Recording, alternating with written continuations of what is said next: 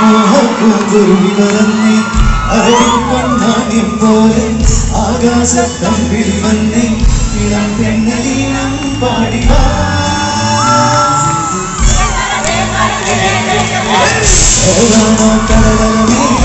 മോഹപ്പൂങ്കുരുവിവരന്നേ അരവിപ്പൊന്നാണ്യം പോലെ ആകാശത്തമ്പിൽ വന്നേ ഇളം പെണ്ണലീനം പാടിവാ